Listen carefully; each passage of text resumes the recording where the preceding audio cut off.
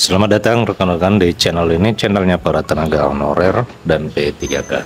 Rekan-rekan sekalian, video kali ini datang dari jpnn.com yang memberitakan terkait dengan regulasi khusus untuk mengakomodir tenaga honorer diangkat menjadi aparatur sipil negara. Informasi selengkapnya silakan disimak dan ditonton secara lengkap agar rekan-rekan sekalian bisa menerima informasi ini secara utuh dan penuh. Kementerian Pendayagunaan Aparatur Negara dan Reformasi Birokrasi saat ini tengah menyiapkan regulasi khusus di dalam pengangkatan P3K tahun 2023. Regulasi khusus itu tujuannya adalah untuk mengakomodir tenaga honorer agar bisa diangkat menjadi P3K pada tahun ini. Regulasi khusus itu juga tujuannya agar sebanyak 80% formasi penerimaan P3K tahun 2023 itu khusus untuk para tenaga honorer agar bisa terisi maksimal.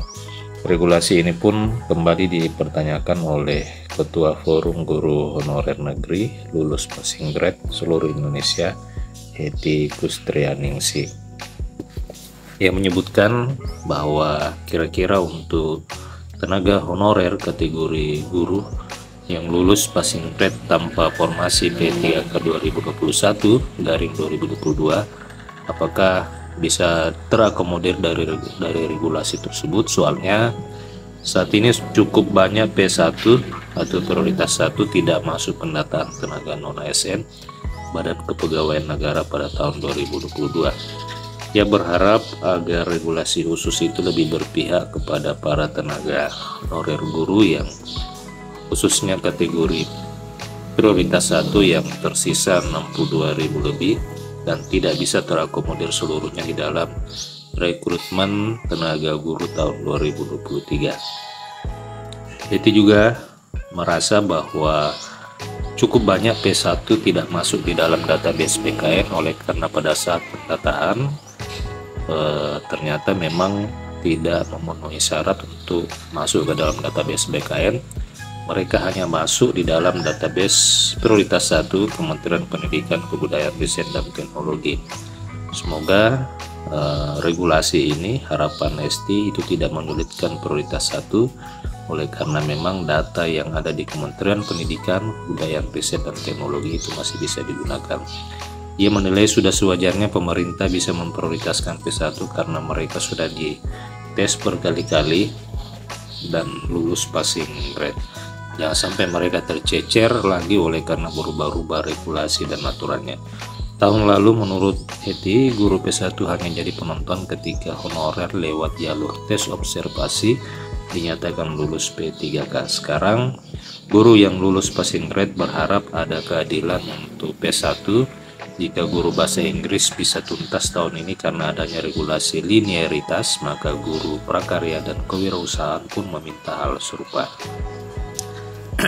Rekan-rekan sekalian, sebelumnya Deputi Bidang Sistem Informasi Kepegawaian (SINKA) Badan Kepegawaian Negara Suharmen menyebutkan bahwa Kementerian Pendayagunaan Aparatur Negara saat ini tengah menyiapkan regulasi khusus untuk honorer K2 maupun tenaga non-aparatur sipil negara.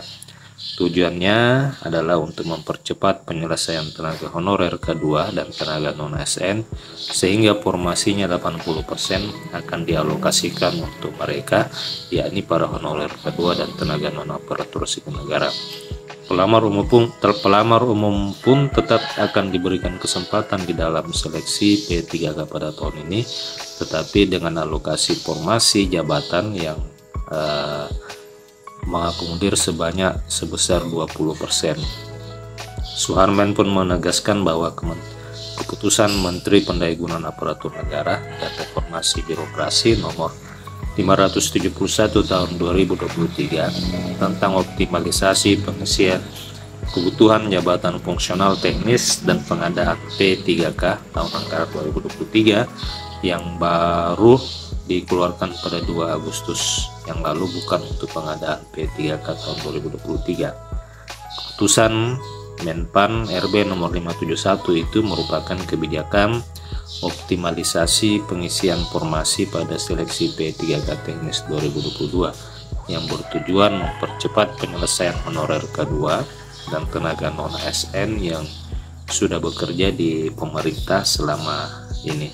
Artinya, kebijakan tersebut akan diprioritaskan untuk mempercepat penyelesaian honorer K2 dan tenaga non-ASN yang mendaftar pada P3K Teknis tahun lalu, bukan untuk tahun ini. Ternyata memang keputusan Menteri Pendayagunaan Aparatur Negara nomor 571 tahun 2023 itu yang mengatur tentang optimalisasi pengisian kebutuhan jabatan fungsional teknis daripada pengadaan P3K tahun anggaran 2023 itu ternyata bukan untuk mengatur seleksi P3K teknis pada tahun 2023, akan tetapi mengatur terkait dengan pengangkatan P3K teknis untuk seleksi tahun 2022. Artinya kebijakan tersebut memprioritaskan penyelesaian tenaga honorer K2 dan tenaga non-ASN yang mendaftar pada seleksi P3K teknis pada tahun yang lalu. Sebelumnya juga Kementerian Pendayagunaan Aparatur Negara dan Reformasi Birokrasi telah menetapkan sebanyak 572.496 orang formasi aparatur sipil negara nasional pada 2023. Data ini diambil dari tanggal 1 Agustus 2023. Jadi formasi ASN untuk 2023 itu sebanyak 572.000. Jumlah tersebut untuk formasi 72 instansi pemerintah pusat sebanyak 78.000 dan pemerintah daerah sebanyak 493.000 sekian aparatur sipil negara.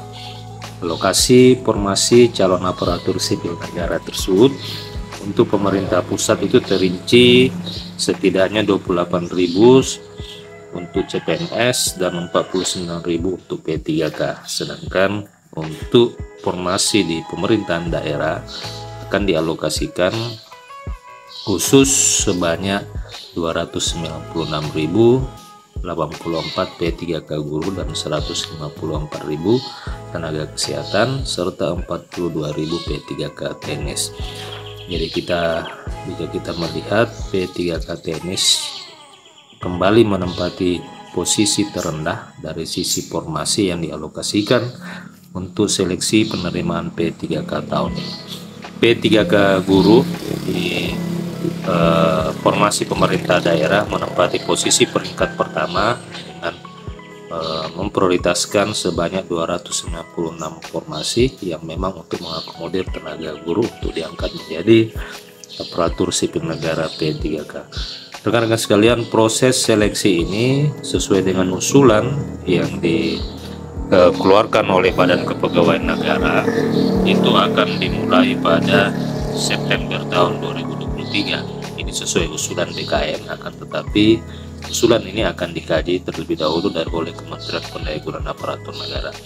Akan tetapi besar kemungkinan proses seleksi dan untuk pengangkatan P3K tahun 2023 akan dimulai pada bulan September tahun 2023.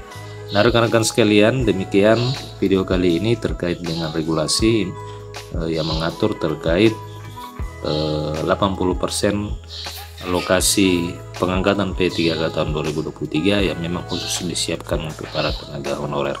Terima kasih telah menyaksikan, sampai jumpa di video berikutnya.